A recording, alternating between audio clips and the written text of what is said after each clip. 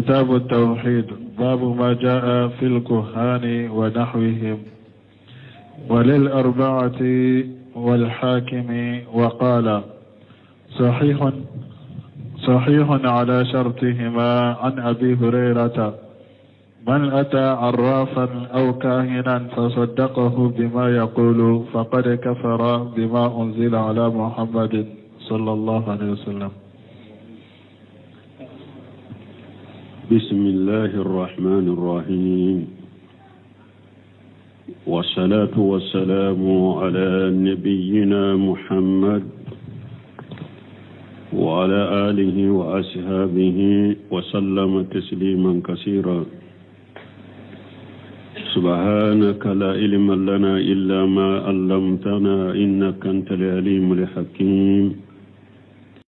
أستغفر الله الذي لا إله إلا هو الحي القيوم وأتوب إليه.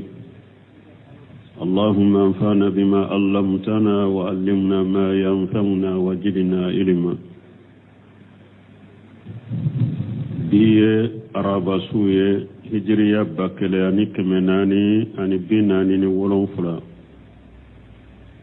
شهر المحرم من هجرة سانكالو فلو بسونيو مغاني كلناي ميلادي نصاروكا جاتي بافلان مغاني دورو سانكالو ولون فلانا بسونيو تاني ووروناي مبي داودا بوغو مسجد رجاغو أمبو كونو درسو بي شيخ الإسلام محمد بن عبد الوهاب أكا كتابو كونو كتاب التوحيد بوندا منا كو كانكاري مجلة أني لا جابا جلة مننا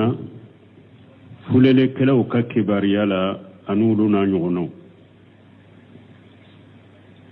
درست من أني حديثه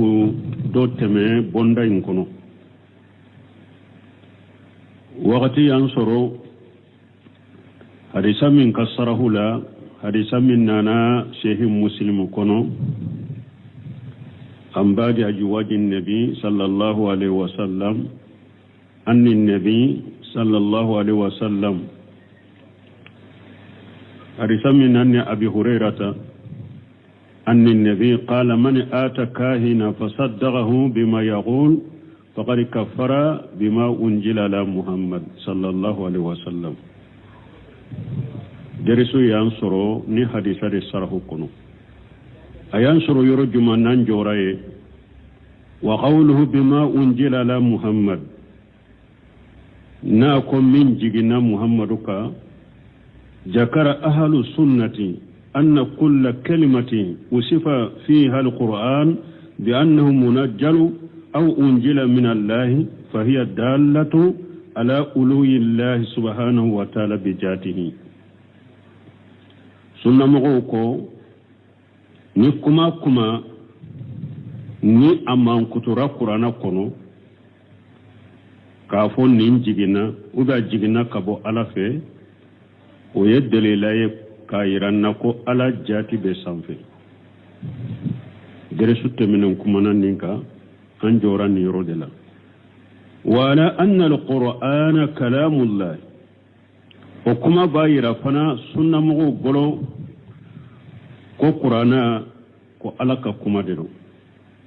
lianna nuzula yakun min ala parce que jigili nu ko fen jigina jigini be ke kabo sanfe de والكلام كما فنا لا يكون إلا من متكلم به نوكو كما فنا تنيا فو بغا دي بالا wala donc nimbayira ni kuma nana qur'ana kono ko kuma ko jigina uga jigina kabo ala fe sunna mo bolo o yeddele lay kayiranna ko ala be sanfe fulanna nu ko kuma nin kuma jigina kabo ala fe o bayiranna nu ko kuma fora fo baga de bala o bayiranna ko ala be kuma ko qur'ana fane ala ka kuma de wa qawluhu na ko kaffara bima unjila ala muhammad ikafirani fenye min jigina muhammadu ka wajhu jalika وبك تشغلي كافو جينا كافرني فنيه من جينا محمد كا وبك تشغلي أنما أنزل على محمد قال الله تعالى فيه بس من جينا محمد كا على كونو قل لا يعلم من في السماوات والأرض الغيب إلا الله قرآن من جينا محمد كا ala ya fo kono masamin kortaleno mamra fuye dan fen site sanka ba wolon fulala dan fente duguma kololon fulala mimbe ko dogolendo ni alate wa haja min aqwa turuq li hasr ninde ye ka fembe fara nyogonka jate akashira sembenti ale ninde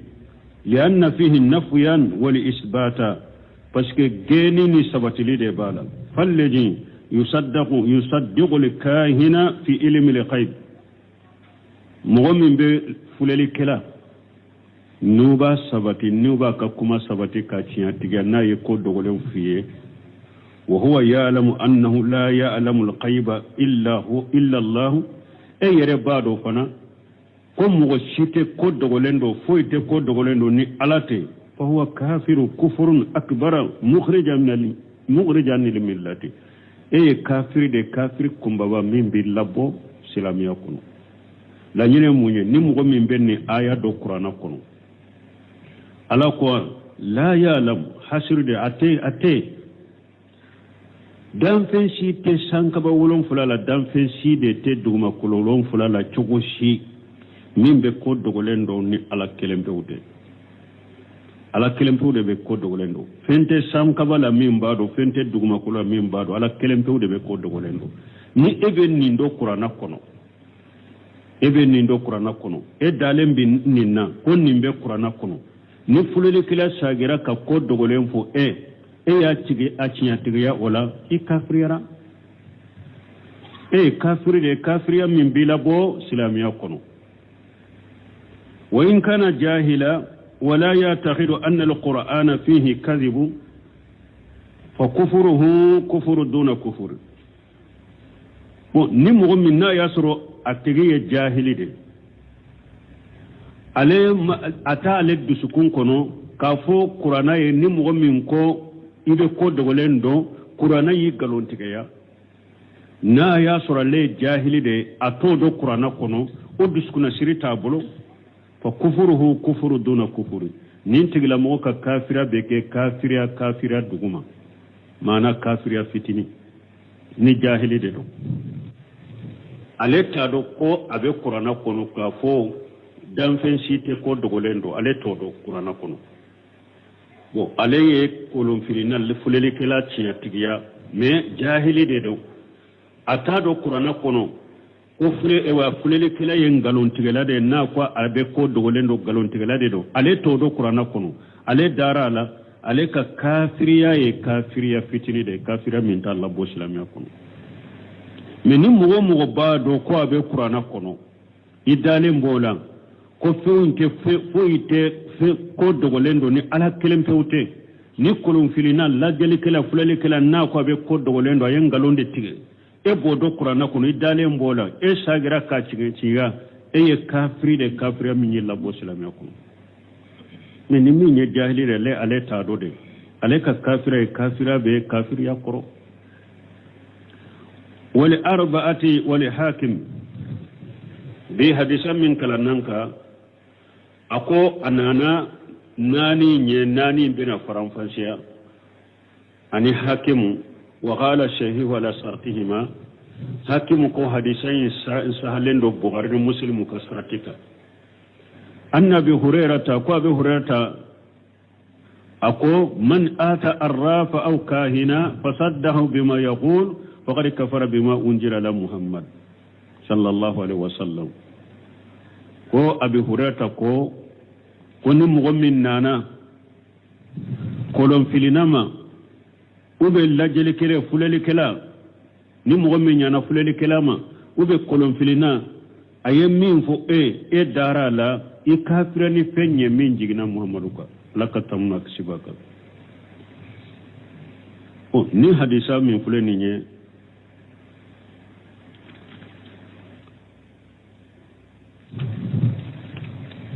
والأربع قوله والأربعة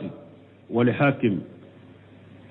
ناكو أبي حديث النانين كنو كتاب النانين كنو حاكم الأربعة هم أبو داود والنسائي والترمذي وابن ماجه نوكو ناني نجوني أبو داود عن النسائي عن الترمذي عن ابن ماجه بافو نونون دما الأربعة ولحاكم ليس من أهل السنن حاكم alete jate ewa min ahli sunani sunna kitabu tigula komi munu nye sunna kitabu komi Abu Dawuda kitabu nyoko ani Tirmidhi ani Nasai ani Ibn Majah donc Abu Dawuda hakimu te ulula lakini lahu kitab summiya sahih al-hakim me kitabu doba bolo hakimu bolo uye o wele ko sahiha hakimu ko hakimu ka fe sahale قوله ناكو شهيه على سرتهما أي سرت البخاري ومسلم ناكو حديثين ككنه أسهلين البخاري ومسلم سرتك لكن قوله على سرتهما حاجة على ما يعتقد ناكو أبي البخاري ومسلم سرتك نجد من بحاكم بولو وإلا فقد يكون الأمر على خلاف ذلك ni ote kobe ke otanai kobe sheka ke otana fanai wa mana qawla ala saratihima ay anna irjalahu irjalu shahihain na ko hadisai be bukhari muslimu kasaratu kallanyine munye mana bukhari muslimu ka kitabu sahale ukaccew ube hadisan mina ce munumbolo uka irjalu wa anna ma astataratahu al-bukhari wa muslimu mawjudu fihi mana bukhari ni muslimu ye sarti men ko mana ni be hadisa mina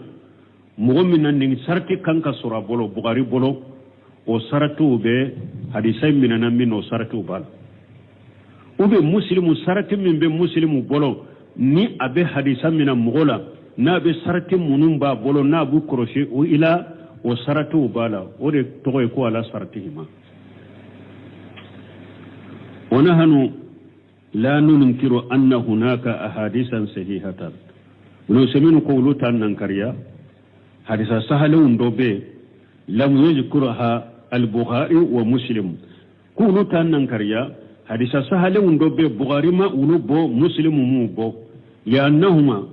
لم يستويبا صحيحا كله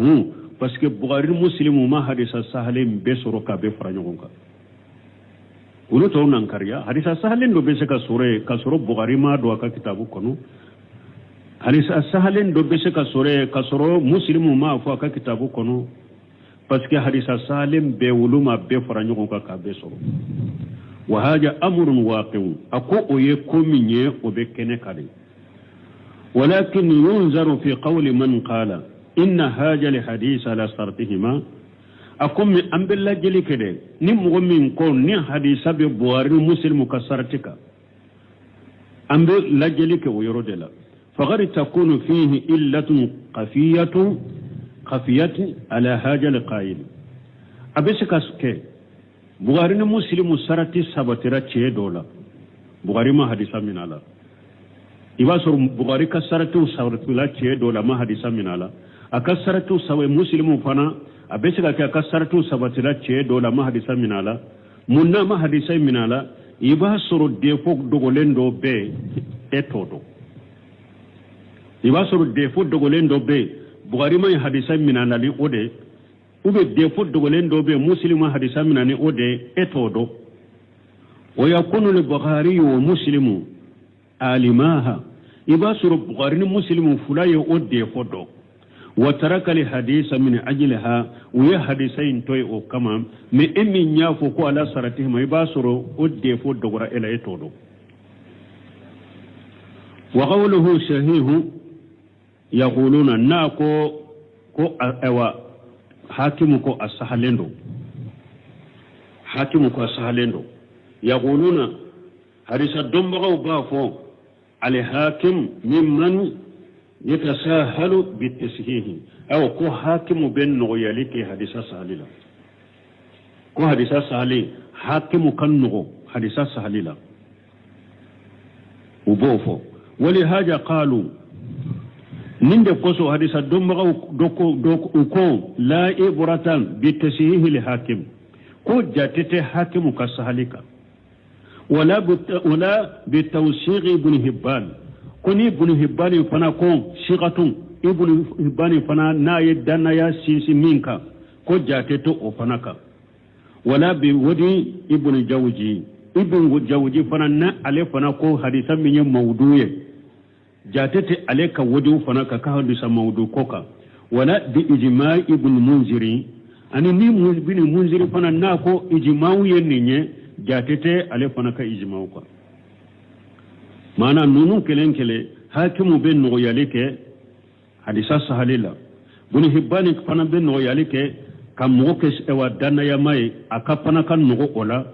bo ibnu jawji fana kateli ka hadisa ke mawduye ka sur mawdute ibnu munjiri fana la nyiro mun ya fana katela ba fo nin koy mako izma dole ke ba fara la nyogon kan ni na kasura to chogola do seminu ko mo ben nin fode nyale yere bina juman fo wa haja al qawl fihi mujafatu fil haqiqati akokuma chogo min fulen ni danteme ben ni na haqiqala danteme bala haqiqala lianna kalimata la ibrata parce que kalima min fulen ni ka fo jate taka ay la yaltafitu ilayhi alla nyini de karasaka kuma kani ko la jala wa sawabu annahu la yukhaju maqbula fi kulli hali ako sawabu mai munye anta kuma yimina mina lidda falina la halabela ma anni ako kafara leka mana ibnu munjiri na ko ijma'u ka fo jate ta kai ijma'u ka ke ko me mo kani ko la jala fana ako yeddante me menna aye ijma'u fo ante shika ijma'un kuma min Allah halabela ambe ajate de mina ka koloshi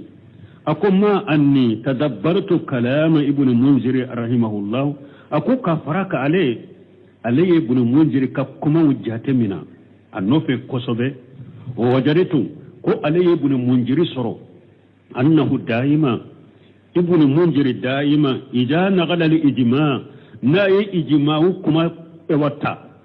ka fodore ko benna ninka yaqulu ijma man nahfazu qawluhu min ahli al ilm abenni foka faraka aba fodone ko baga munu ne ye doni ko baga munun ka kuma doni ko baga munun ka kuma tanga doni ko baga munun ka kuma benne bolo ube farala nyogon kanina bunu munjiri benu be doni ke baga munun do be doni ke baga munun ka kuma do ube bennan ninka wa huwa bihaja qad ihtafaja li nafsihi bunu semenu ko aka kuma chogo min fulen nye aya yire koloshi aka kuma chogo min fulen aya yire koloshi wala yukallifu Allahu nafsa illa usaha alati hada madem fana bila fenna min setiye ambe min do be doni ke baga munun ka kuma do aya yere siriwa aya yere kolosi mbe doni ke baga munun ka kuma do be bennan ninka aba fo nin chogola walakinna ma zalika naqulu akum min ulu kafaraka ulu ba fo idza kana rajulu jati la washi faghar yakunu haja alqawlu ijma wa amma idza kana haja rajul la ya'rifu na yasru nimu min ko sisa ni doni ke ba min ko doni ke bagaw be bennan ninka na ya soro oye mogode mogomi ni ewa abe la jelike kosobe abe doni ke bagaw ka kuma kalama kosobe donc ni oye doni ke bagaw sugu no mogo sugu de ko doni ke bagaw bennan ninka aka kuma be se ka jate min be doni ke bagaw ka kuma kalama kosobe amma idza kana haja rajulu min na yasru ninche mugumi la ya'rifu illa ma hawlahu ati doni ka ka kuma do fo munum ati doni ka ka kuma do fo munum ba kerefe fa inna qawluhu haja la yakunu ijma ni ale ko doni ka bennan ninka ale ka kuma intasika ke ijma'u wala yusaq bihi mugote se ka da ale ka kuma la ka fo ni ijma'u wala nahkum bi annahu ijma'u anta kiri te fana ka fo kuma yin ijma'u don semi akot doni ke baga min nimmin ko ijma'u doni ke baga bennan ninka na ya soro mogodo abe doni ke baga kuma kalama kosobe aleka ijma'u be saka jate ijma'u ye mais na ya soro doni ke baga min ale be te foyi do fo munum ba krefe drobe ulude do ni ale ko doni ke baga bennan ninka ale ta dajete saka wote sekata ko benkere oka misaluhu أبا مثالي أقام مثاليا لو قال رجل لم يدرس إلا المذهب الحنبلي في مسائلته نيتشي دو قام مغمي ألما فوي تنغا فو أحمد بن حنبلي كم مذهبي من فو مسائلة دولا أحمد بن حنبلي من فو مسائلة لا علي بودي دو وقال هذا إجماع ما نحفظ bon akon ni nye ijimaawu ambe doni ke baga munun don be doni ke ba munun ka kuma bumbolo ni nyu ka ijimaawu ye qawluhu min ahli al-ilmi fa inna qawluhu haja la yutabaru ma nahfazu qawluhu min ahli al-ilmi mana mugommi masaila la ahmad ibn hanbali kam jahawi min fo masaila la dro ale bode do bon ni ale ko ni nye doni ke baga be benan nin kam be doni ke baga munun ka kuma do o ka kuma yi jima'u min fulene o be saka ke jima'u ye parce que alete fe ngore do ne haja ahmad ibn hanbal majhabi tayinte don seminu ko la ni nin tatte saka ke ko ijma'u fa inna qawluhu haja la yutabaru nin tigla mo in ka kuma ijma'u la te saka anta jate li'annahu lam yahfaz illa qawlan qalila min aqwali ahli ilm parce que alema kuma sittanga ko doni ke baga fitinu ka kuma doni ke baga fitinu ka kuma ulu de be ale bolo bon na ale ko minna ko ijma ni nye ijma wu be don ka munun ka kuma do jatete ale ka ijma ka qawluhu nako man ata arrafa aw kahina nako ni mu'min nana fuleli kala law be kolon filina aw yuhtamalu an takuna lisakki aw yuhtamalu an takuna lisakki aw mun fulenye nako man ata arafan aw kahina aw mbesaka ke shikaye hadisan ma fula bagabolo yala ciden yala arafa de do ube kahina de do abesika ke shikaye wa yuhtamalu an takuna litanwi aw mbesaka tafana abeke ku kan noniye gonyondo nkoro arafa be ka damana noniye كاهنا بسكا كادمنا نونيا فالحديث الأول بلفظ الراف حديث فلو تمنا ونانا ده بلفظ الراف كو فلالكلا حديث فلو لفظ يوي وثاني بلفظ الكاهن حديث فلانا نانا بلفظ الكاهن كقولون فلنا ده فو أيرو لكو كاهن وثالث جماعهما hadisa fulanna yu fara nyogonka fatakunu hadisa sabanna alay yu fara nyogonka ka fo kahinan arrafan kahina aw litanwi ube hadisa sabanna akaw aw mbeke litanwi ku bo nyogon koro kanoni yaw bo nyogon koro wajali muallifu bihaja li hadis muallifu yenni hadisan nati madu akakuma membora la saya famu anye hadisa fosinya folo alaye arraman ata arrafa ode fora hadisan na chogo fulana na ale ko man ata kahina hadisan na chogo ya sabana la akon man ata arrafan aw kahina unana nin chogo ya sabadela imma alayu fula befo ubi aw nana litanwi وجاء المؤلف بهذا الحديث مؤلفنا نني حديثين ما أن الأول وثاني مغنيان عنه كفرك حديث فلو أني حديث فلنا ولو بانكاريا كبوني حديث الله ولو فلا بانكاريا ني حديث الله هرنين حديث ما فو مسلم كحديث أبو هريرة حديث من ناتي ولو يري بي انكاريا ولو يي وساكي كبوني حديث الله من مؤلف يني حديث فنا ناتي abu rata ta min fulani ne munna ayan nati ana kunye munye ma anna li awwala wa sani mughniyan anhu li anna kasrata al adillati mimma يقوي المدلول ننا كونيا مونيا باسكو ني دليلو تشايرا كومينكا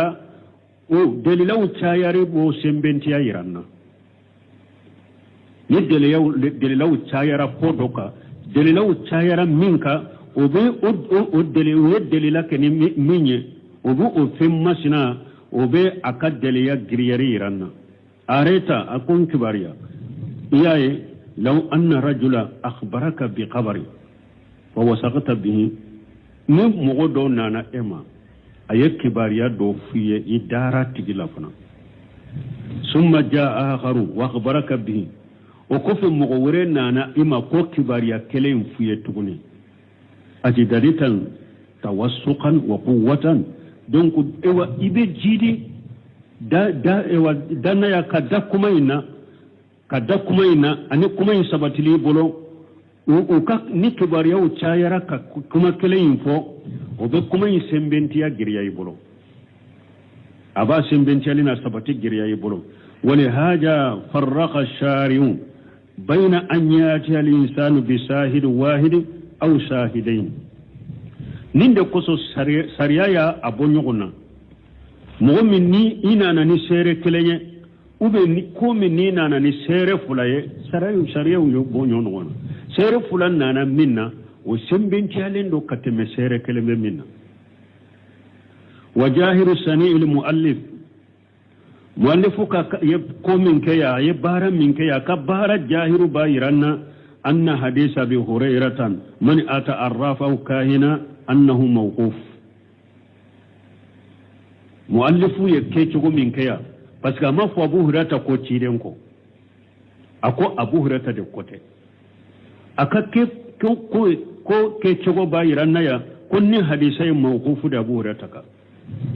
لأنه قال أن أبي هريرة بس كوك أبو هريرة بلو لكنه لما قال في الذي بعده موقوفا متمم حديثا من أنا ننكفه ناكو ويم موقوفه ترجح عندنا أن الحديث الذي قبله مرفوع أجري رمبلو سيسا كفو حديثا من بونيو يم مرفوع ده لبان ده ومن أنا كفو ده موقوفه قوله مرفوع لأبي يعلى ولأبي يعلى بسند جيد عن ابن مسعود مثله موقوفا نعم ولأبي يعلى أبي يعلى قنو بسند جيد عن ابن مسعود مثله من سند هما كابو كني حديثا يغنى بو عبد الله بن مسعود بلو موقوفا ni hadisa nya mawqufa bu masuduka donc bunu semenu ko ni fulen ni na ko ni fulana ma mawqufu de donc ni de ba giriya mbolo ko abu hurairah tayne marfu وعن عمران بن حسين مرفوعا ليس منا من تطير أو تطير له أو تكهن له أو سحر أو سحر له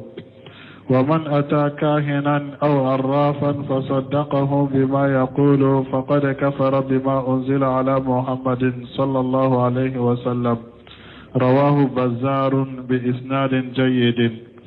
ورواه الطبراني في الأوسط بإسناد حسن من حديث ابن عباس دون قوله ومن أتى كاهنا إلى آخره أمبدو سره لا دريتي بس أنك وقت باقي كسرنا كذا تقولي قوله مرفوع أي إلى النبي صلى الله عليه وسلم كان حديثا عمران بن حسين كارثة من فلان نيه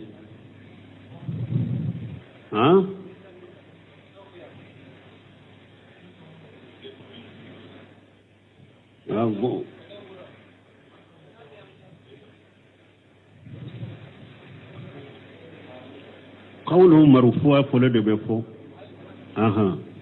parce que ako wani imran bin husayn marfu'a qawluhu marfu'a ay ila an-nabi sallallahu alaihi wasallam na ko hadisa ka min imran bin husayn marfu'a akore munye mana ka hadisa in korta katan nabi mama alaka tamna sibaka qawluhu laysa minna taqaddama al-kalam ala hadhihi kalima na ko mogo tandoye anye kuma fo ninka kateme wa annaha la tadullu ala khuruj al-fa'il min al-islam bal ala hasb al-hal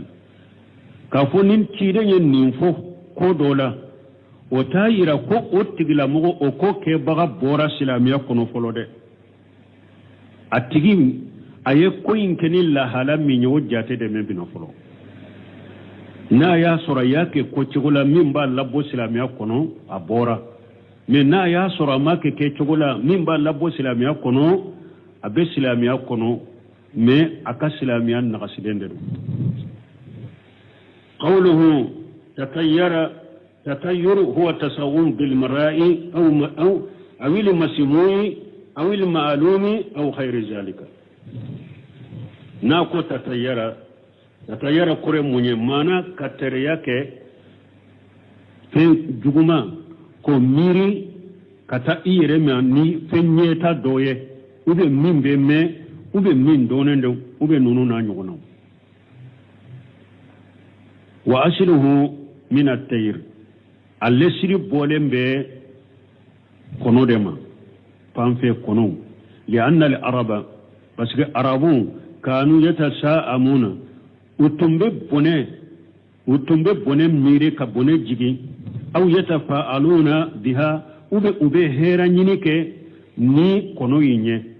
wa qad sabaqa jalika an yufuka tamam abena faramfansi wa minhum ma yahsulu li ba'd an-nas ako adobe mimbe ke hadama de undo bolo ija sarafi amali donc tatayyara arabu tira to abe bo kono de la arabu bolo kono sisa nu betama ubeta kono wuli ni kono pana katani kinide uba fo kulu ka hera be kininde la ni tama hera bala ubeta nu kini ni kono pana kata nyefe uba jatemina ko ye hera de ubeta o tamala menu ye kono wuli panna katani numaye uba fo tamamandi ube sagi ube eye kono wuli asagira ko fere ube sagi kabo tamala donc terra lesire nyinde o tumba bo kono de la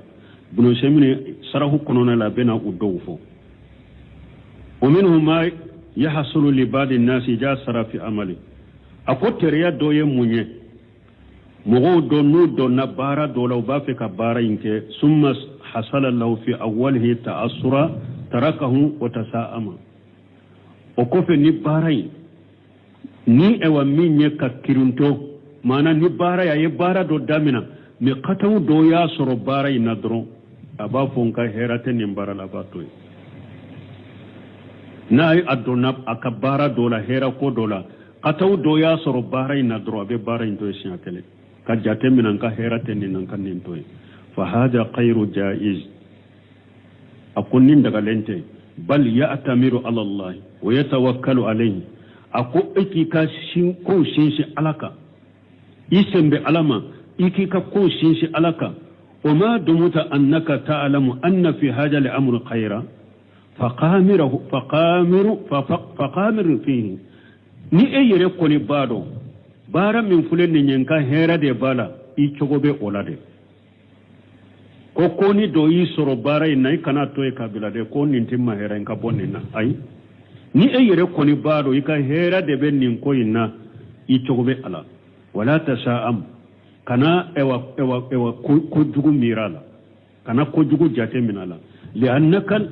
kana ko jugu jate mina bahraina li annaka lam tuwafiq fihi li awwal marra ka fu eddo na bahraina asinya fulon ewa ima be sababama ina jate ko ni ko jugu da ina bo ay kanoke fa kam min insan lam yuwafiq fi al-amal awwal marra hada madin kacha hada madin me bara damina folo yibolo uma be sababama ala summa ufiqa fi sani marrati aw salis marrati o ko fe ya kesinya fulana iye ewa ibn nasabama ala iya kesinya sabana ibn nasabama ala o kacha mugo do be akacha mugo la bara do damina folo amanya yibolo me tuma mi kon isagira ka ke sinya fulana anyana ibolo ube isagira ka ke sinya sabana anyana ibolo wa yuqalu inna al-kisaiya imam an-nahawi ako ba fo ko kisai nahaw tigun nyema talaba nahawa iddata marratin ayen nahaw doni nyini sinya jatew walakinahu lam yuwafiq na mabbe sababama ayen nahaw doni nyini sinya folo amma be sabama gere yarama ayatoy asagira ka dola agere yarama ya toy asagira ka dola sinya jate agele yarama amma be sabama la ayatoy fara namulata tahmilu nawata tamuri dondola asigile aye dinginyeye tamaro kolota fatashadu biha ila aljidari dinginyeye tamaro kolota kwa be yele naye kogo sanfe fatasqutu ni dinginyeye ni tamaro kolo intara abebbi naye tamaro kolo inta kwa be yele kogo ka abebbi hatta karrarati dhalika iddatan marati fo okera kisa inyana sinya jate abake ka dinginye laje dinginye mbenni nchokola na ye tamaro kolo inta kwa beta koko sanfe na tara abebbi dinginye mbesage ka tamaro kolo inta kayere kokola na tara abebbi dinginye mbesage ka tamaro kolo ta kwa beyere kokola beta abebbi summa saidati biha ila aljidari o ko fe sen dola dora dinginye tamaro kolo inta do na yele na kokoka watajawajatuhu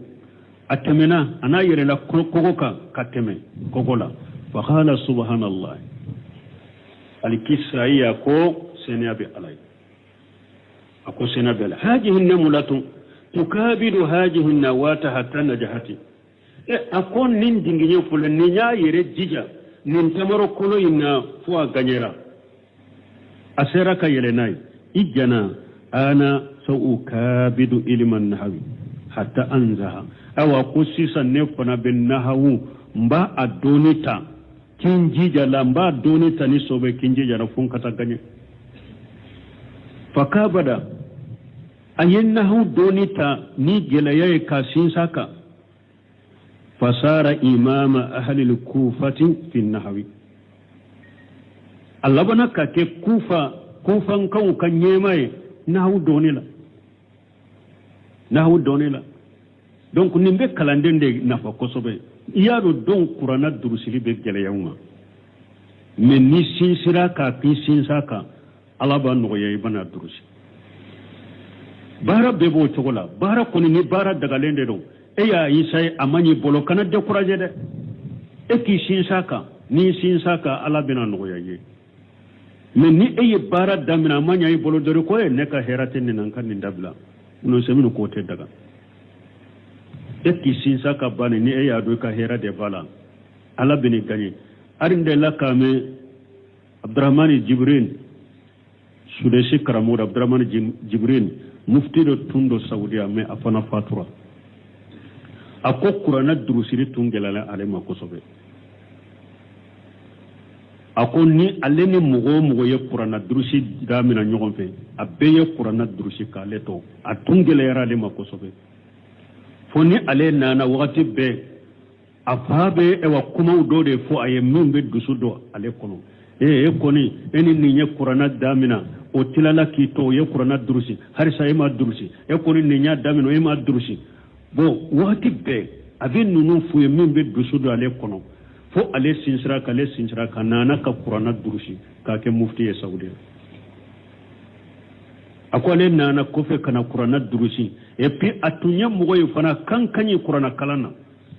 yado ale laba kan sisilende tundo nabe kuma kan sisilele madedo ni ima ka kuma ulamme ko sobera do betemeka o sababunde la kame ayere la wanyine kara dola ka setela bako akwale kantun kadi qur'ana da de ko sobe ako atara Saudiya dugu do de la o yasuru sungalo nafila la o ya leteme ka sallini mo yasuru alimamu be nyogo fale ako aleteme na doro abaki ka kala akan kadi mo ya kan kanyale bo min kalama durabbi nakirna ako de kera alema banai abe bo bana la de ani nin kan sisi borala kalanden ko da nyaade de ay ko ayde ala kala tige namaso Abdurrahman Jibril Qur'an ad-Dursi tungela yarama metuma ma sinsira kanana ka Qur'an ad-Dursi ka ke mufti baye Saudiya wa qawluhu nako aw tutuyira lahu bil bina'i lil maf'ul nako aw tutuyira lahu bil bina'i lil maf'ul manan kakiye ni yere yettere yake itandoye nu ya kiye itandoye ay amara man yatatayyara lahu ni ye mogo nyamariya ko aka tere yankiye misru ako misaliya anyati ash-shakhsu ikana mogo doma o yaqulu sa usafiru ila makani fulani akarasa ne ba fi katama kata nindugu masinala ni yoro masinala wa anta sahibu tayr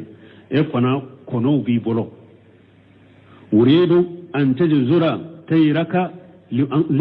anzura hal hadhihi alwajhatu mubarakatu amula mba nyini fe ikika kono inguli yala ne ba fe ka tile yoro minnan ka hera be uben ka hera tala yoro yini ma hera yoro be hera yoro te mba fe ikika kono inguli nkodo faman fala dhalika faqad tabarra'a minhu rasul sallallahu alaihi wasallam nimu min yanninke ciren bariyara kaboyla e yere kake misali fanya fo chogomi ebe tama yere kataka kono wuli puru eki katama hera be min na ino do ni ka hera tala ino do iye tere yaki yere ite ciren doye kono to e bolode ebe yoro mi kono ti bolo me ibe mugo do kono marala de kono ba bodo itara fe ko karasa ne ba fe katama katan ni yoro masinana e fana ye kono tigide mba fi ki ka kono do wuli mba fe kata yoro min ta yoro yala hera bala ne ube hera tala nye ni ne de katere yakiye ka kono wuli ye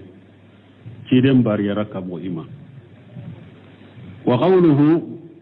man tatayyara yashmal man tatayyara li nafsihi aw tatayyara li ghayrihi na ko mugo tandoye ni mugo min yettere yake abese kake abata niya ki yereye ube eya ke mugo worede nin fula bebe eta ni eye kono nguli yerede iyake ube niye kono nguli mugo worede iyake qawluhu aw takahana aw tukuhina lahu sabaga anna al-kihanata indi'a'u ilmi al-qayb fil mustaqbal anko kihana ye munye mogo min be ko dogole ndoni wele kana ema ko min nataru ko min bena mogo min ba ko min bena ko dogole min bena ko ale bodo kihana ye ode awa tidem bariyara mogo man ni mogo min boke yaqulu sayakunu kaza wa kaza وربما يغو فهاج متكهن misali la e fana ba fu nin ko imbena ke adola akacha adola eye min fu ko bena ke abeke fana ninde togoye ko kahinu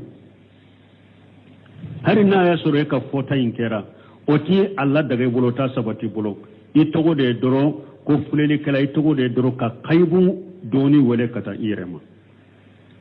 ومن الخريب كبكو يموني أنه ساء لنا في أسلوب الناس قولهم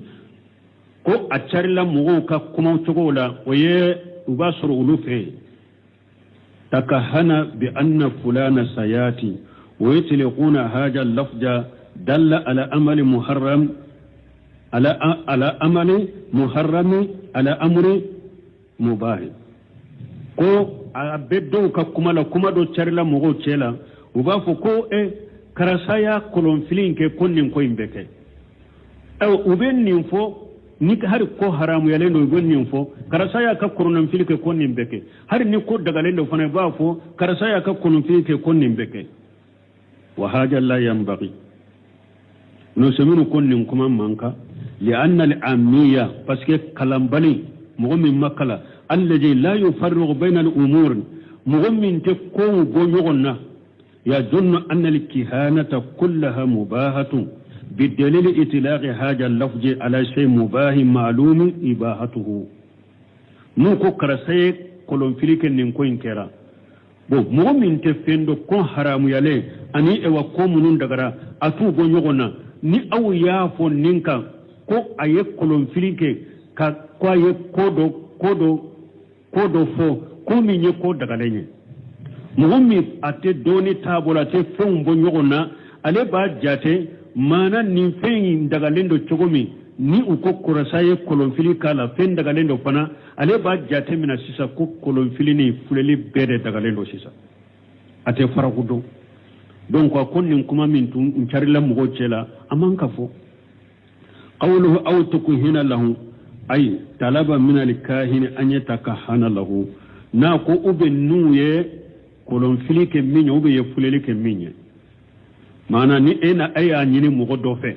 ko aka kolon filiye ube yade anyini mugo dofe ko aka fulelikiye ka an yaqula likahin ma ja yushibuni qada aw fi shahri fulani aw fi sanati fulaniyati pour misali la eka fo kolon finilay ube ekata lajele kelafe a ewa sine mumbe nesoro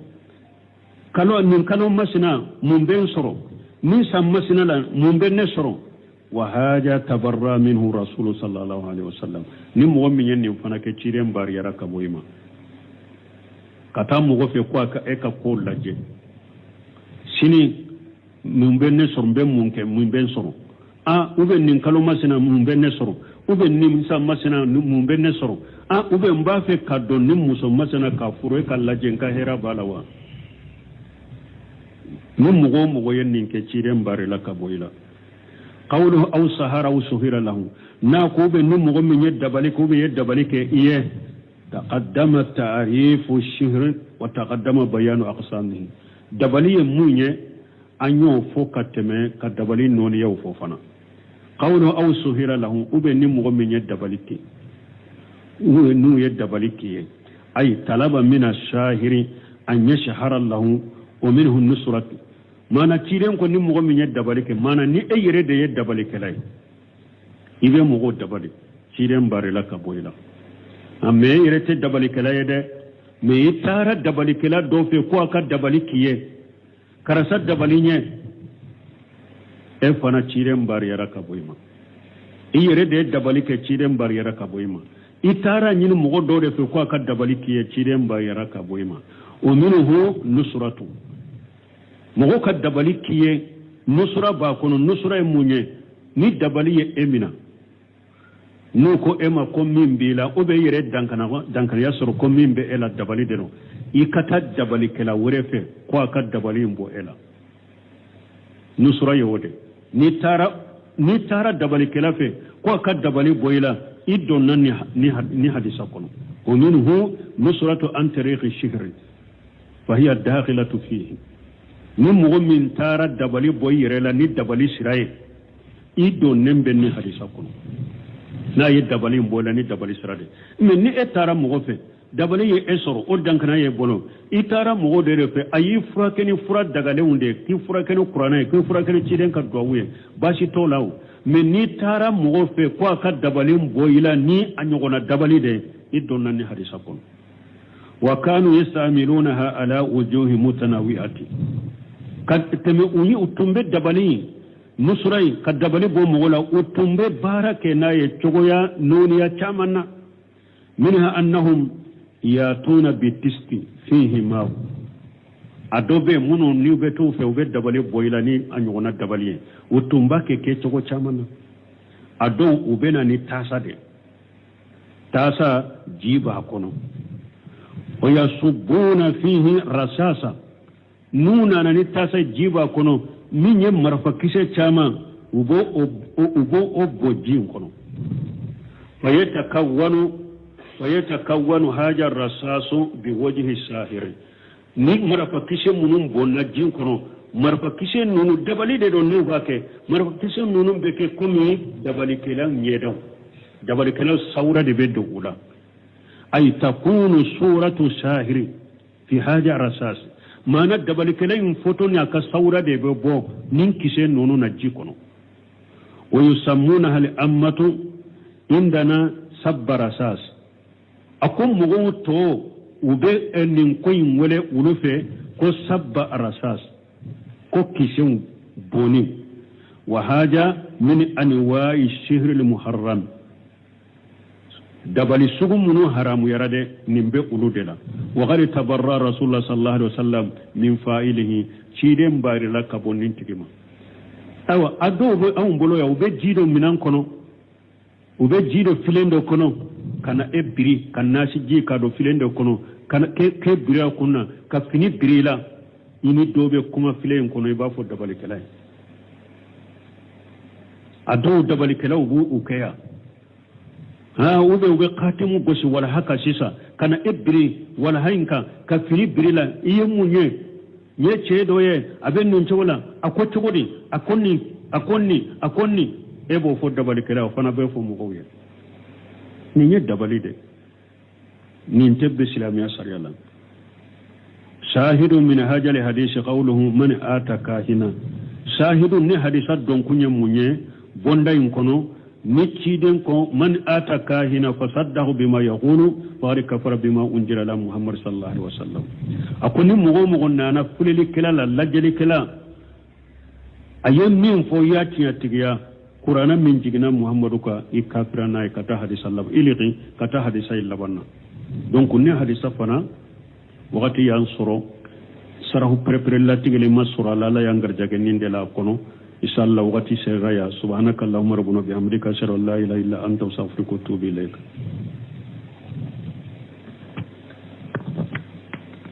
بالله من الشيطان الرجيم بسم الله الرحمن الرحيم كتاب التوحيد باب ما جاء في الكهان ونحوهم وللأربعة والحاكم وقال صحيح على شرطهما عن أبي هريرة من أتى عرافا أو كاهنا فصدقه بما يقول فقد كفر بما أنزل على محمد صلى الله عليه وسلم بسم الله الرحمن الرحيم والصلاة والسلام على نبينا محمد وعلى آله وأصحابه وسلم تسليما كثيرا سبحانك لا علم لنا إلا ما علمتنا إنك أنت العليم الحكيم أستغفر الله الذي لا إله إلا هو الحي القيوم وأتوب إليه اللهم انفعنا بما علمتنا وعلمنا ما ينفعنا وزدنا علما biye araba suye hijriya bakele ani kemenani ani binani ni wolonfula shaharul muharram minye hijriya sankalo folo bisunyo mugani kelenai miladi nasaraw ka jate ba fulani mugani duru sankalo wolonfula na bisunyo tani woronai mbe dawda bugu masjid rajjagu ambo kono darasu be sheikhul islam muhammad ibn abdul wahhab aka kitabu kono kitabu tawhid bonda minna ko kankari magele anilla jaba gele minnana fulele kelaw ka kibariyala anulu na nyono درست من أن حديثه دوت من بوندا ينكونو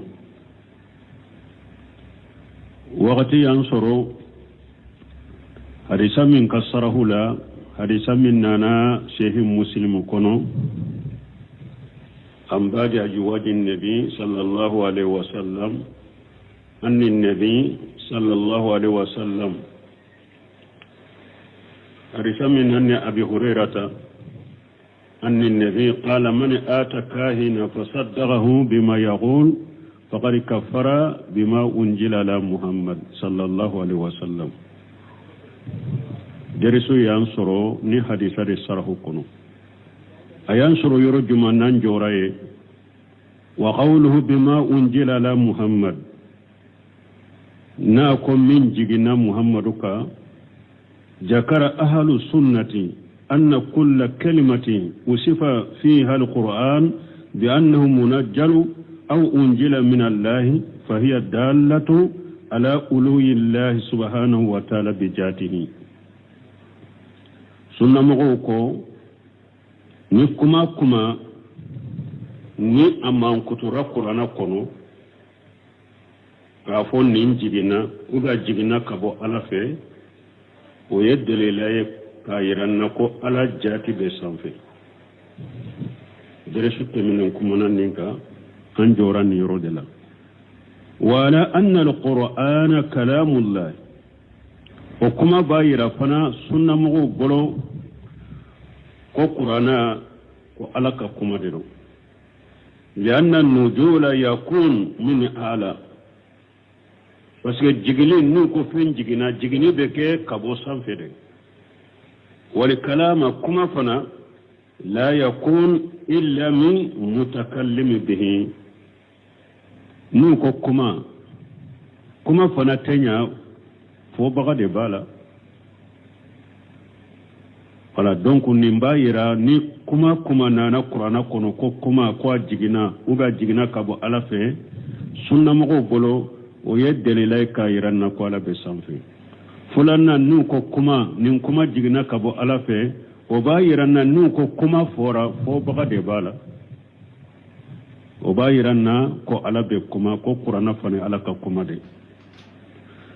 wa qawluhu na ko kaffara bima unjila ala muhammad ikafirani fenye min jigina muhammadu ka wajhu jalika o be ke chogodi ka fo jigina ikafirani fenye min jigina muhammadu ka o be ke chogodi annama unjila ala muhammad qala allah ta'ala fihi parce que min jigina muhammadu ka ala ko kono qul la ya'lamu man fi samawati wal ardi al ghaiba illa allah qur'ana min jigna muhammadu ka ala ya fo kono masamin kortaleno mamura fuye dan fen site sanka ba wolon fulala dan fen te duguma kololon fulala mimbe ko dogolendo ni alate wa haja min aqwa turuq li hasr ninde ye ka fembe fara nyogonka jate akashira sembenti ale ninde لأن فيه نفيا والإثباتا فاسكي جيني سبت لي دي بالا فالذي يصدق الكاهن في علم الغيب مغمن بفلالي كلا